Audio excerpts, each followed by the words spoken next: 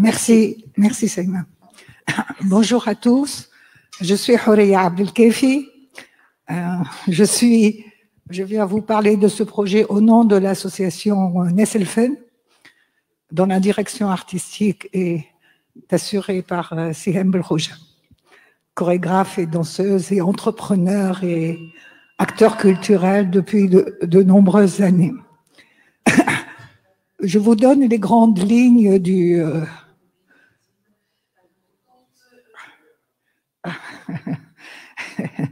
Je vous donne les grandes lignes, les orientations sur ce programme. Donc, Nesselfen, il n'est pas simplement le chef de file d'un consortium qui est chargé du management du projet, il est le concepteur. C'est Nesselfen, qui a eu donc l'initiative de ce projet qui est construit sur la danse, qui est son domaine d'élection, son domaine d'expertise. C'est un peu comme une pyramide. On commence par le sommet. Il s'agit, c'est de repérer, de auditionner, de sélectionner 5 personnes, des professionnels de la danse, qui soient à la fois interprètes et pédagogues. Ces 5 personnes, ces 5 coachs sont 3 de la Tunisie et 2 d'Europe, donc parce que les 2 autres partenaires de Nesselfen sur le projet sont une association à Bruxelles qui travaille essentiellement sur le quartier difficile de Molenbeek, de sinistre mémoire. Et l'autre partenaire, c'est une scène nationale, banlieue de Annecy, qui est partenaire avec Sihem Belrouja et ses autres festivals de danse. Donc, les 5 coachs, quand ils ont été sélectionnés, eux-mêmes subissent une formation complémentaire, un perfectionnement de leur capacité, à la fois technique, artistique et surtout pédagogique. Pourquoi ces 5 ensuite, ces 5 coachs vont eux-mêmes procéder à l'audition, à la sélection de 25 jeunes danseurs. Ces 25 jeunes danseurs, donc, le programme cible des profils très particuliers. C'est des gens de milieux défavorables, issus de quartiers défavorisés, marginalisés, qui sont en perte de repères, en perte d'espoir, en perte de tout ce que vous voulez, et qui risquent toutes les dérives possibles, les comportements à risque, les tentatives suicidaires ou radicales ou drogue, délinquance, violence grave. La danse étant pour l'association Nesselfen. Depuis c'est plus de 20 ans qu'elle travaille sur le terrain, est vraiment un levier exceptionnel, unique pour donner à ces jeunes en perte de repère, pour leur donner un moyen et une raison d'espérer. Pourquoi? Et la danse, avec sa discipline, sa rigueur, c'est une école de vie. Dès le départ, ces jeunes, ils viennent de ces quartiers, ils jouent à la virilité, à la rojla et tout ça. Et ils n'approchent pas les filles, ils les touchent pas. Surtout ceux qui sont dans des démarches religieuses et autres. Donc, la femme, c'est le péché, on ne touche pas, on n'approche pas. Ils vivent entre eux en meute. Quand ils sont sélectionnés, ils sont introduits dans un studio de danse. Dès les premières rencontres, ils apprennent à être propres sur eux. C'est important pour ne pas gêner les autres. Ils apprennent à respecter le corps de l'autre, la présence de l'autre. Ça, c'est le début. Et ensuite, ça évolue parce qu'il y a du plaisir à travailler ensemble. Ils se mettent à regarder les filles autrement. Et puis, les garçons dans la danse, c'est eux qui portent les filles.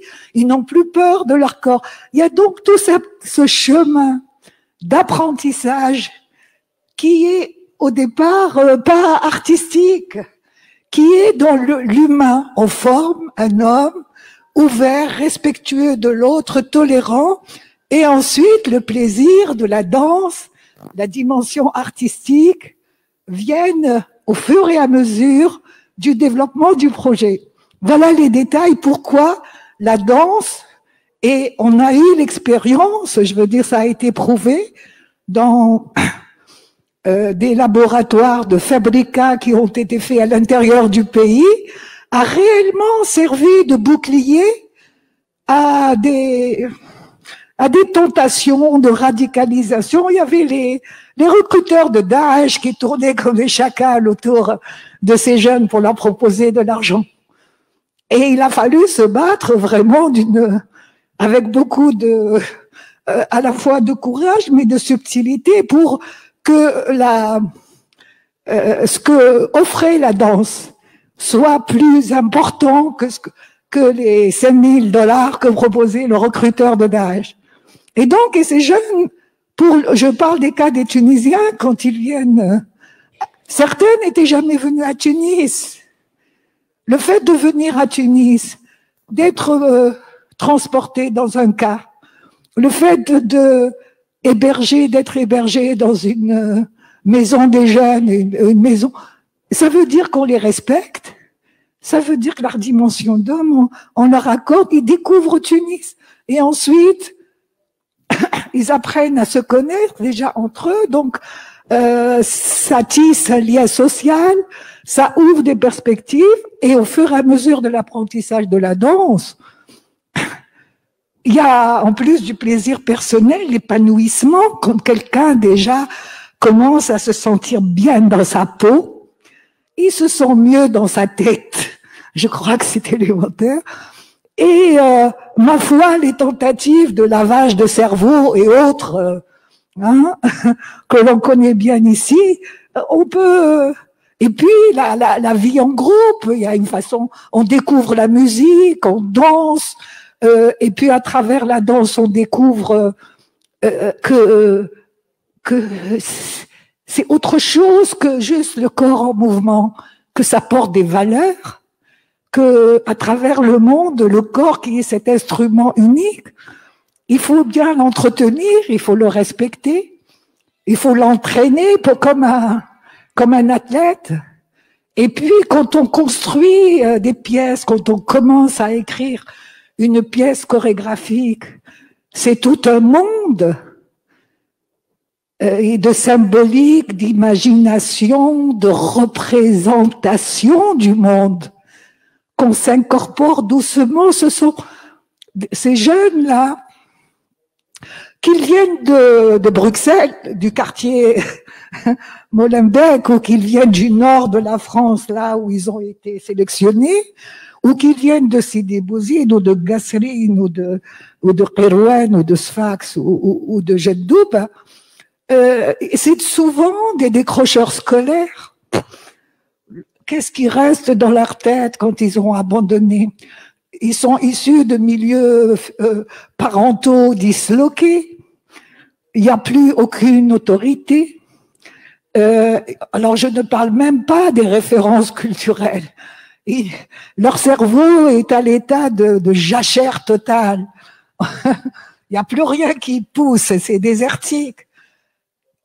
Et donc, à l'occasion, à la faveur de ce travail de la danse, quand il passe en phase de création, parce qu'après la formation pendant plusieurs mois ensemble et tout, on passe à une phase de création. La phase de création, elle est encadrée par toute, par tout un travail de dramaturgie qui est pas technique, qui est au niveau de la nourriture de l'esprit, du regard et de l'imaginaire. En dansant une pièce de Maggie Marin, par exemple, qui s'appelle Maybe, on leur parle autour d'où vient cette pièce. Qu'est-ce qui a nourri l'esprit de la chorégraphe? Ça veut dire qu'elle a lu des œuvres philosophiques, des romans d'un très très grand auteur, Samuel Beckett, qui était un auteur prix Nobel de littérature, qui a essayé d'imaginer, de construire surtout des pièces de théâtre où il y avait toute l'horreur et l'absurdité de la condition humaine après la boucherie de la Deuxième Guerre mondiale. Donc, elle s'est nourrie de cette réflexion, mais pas simplement pour avoir ces images de ces personnages. Elle montre une humanité qui est vieillissante, qui est puante, qui ne sait plus parler, elle fait que des borbos. Le langage, qui est l'élément humain le plus développé, a disparu. Il est resté au stade de borborigme, de cris qui n'ont plus de sens, parce que leur vie n'ont plus de sens. C'est des personnes dont l'âge, peu importe, mais qui ont l'air toutes de ruines humaines, de ruines sur pied, qui sont desséchées, qui se détestent entre elles, qui sentent mauvais.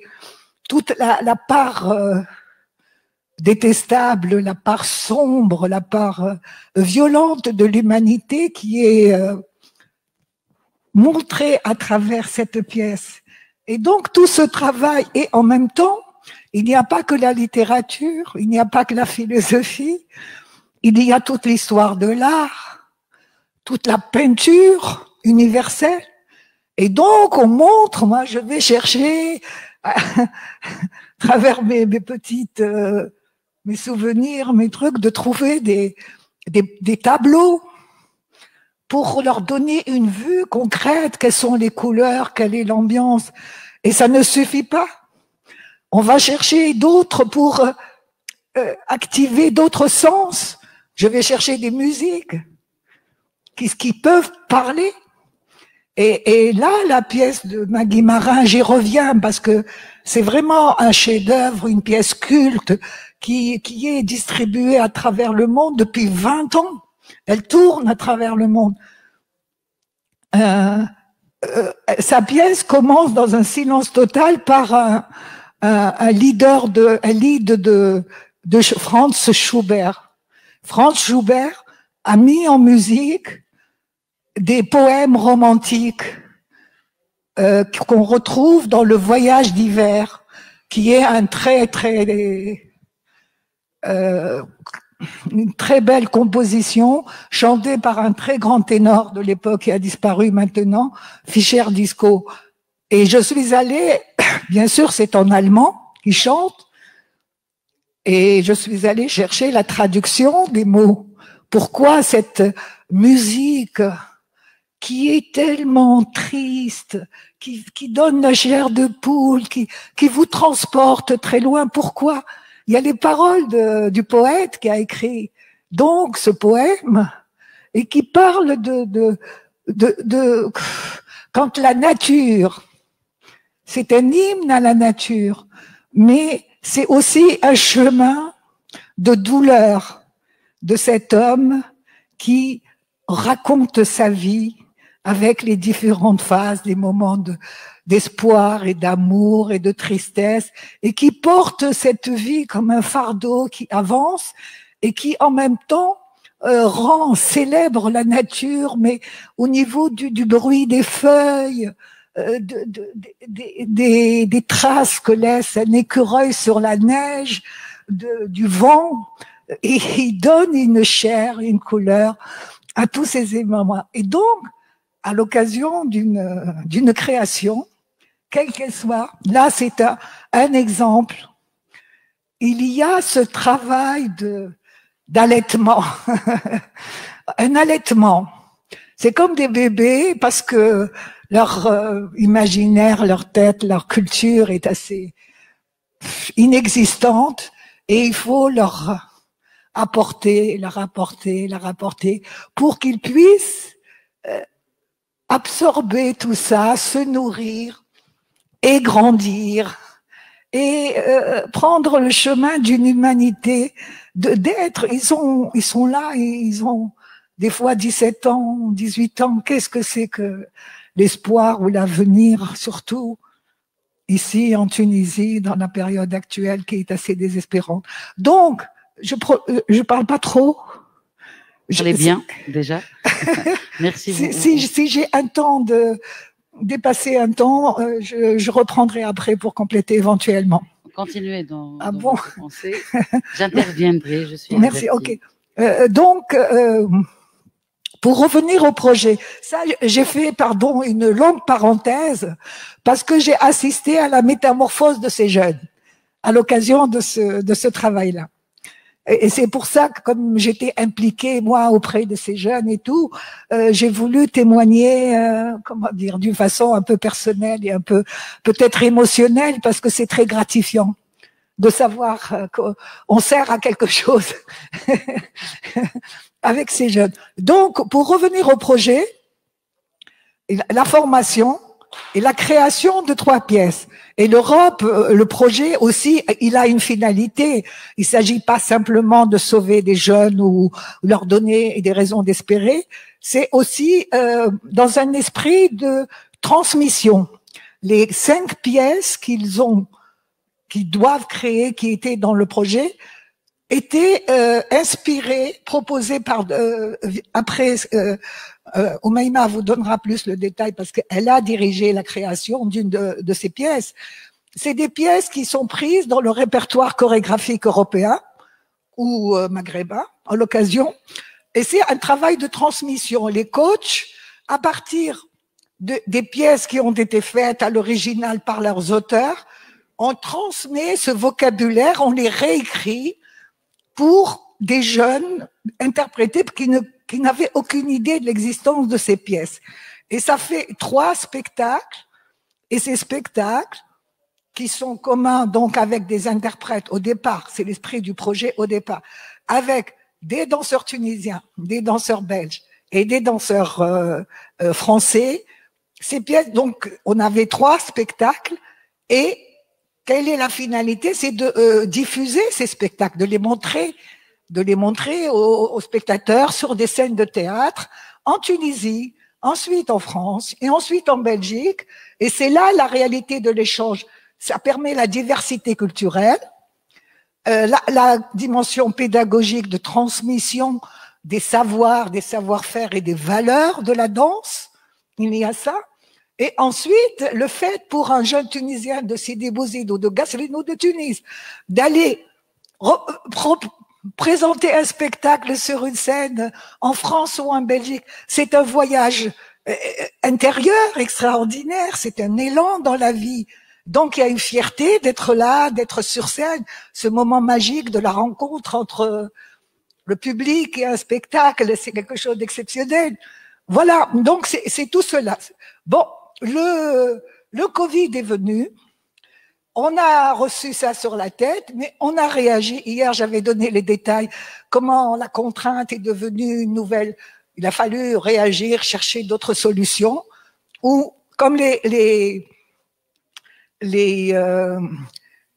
théâtres fermés, ceci, les gens empêchés de voyager, on a eu recours, comme tout le monde de la culture, de la scène de la culture et des artistes, on a eu recours comme solution de rechange dans cette situation exceptionnelle à l'outil numérique pour pouvoir quand même finir le projet dans les meilleures conditions en demandant une prolongation de la durée vis-à-vis des managers de Europe créative à Bruxelles qui ont été conscients des difficultés que nous avions et qui nous ont autorisés à prolonger pour pouvoir achever en adoptant de nouvelles formules, aussi bien dans les modes de formation, de création que de diffusion.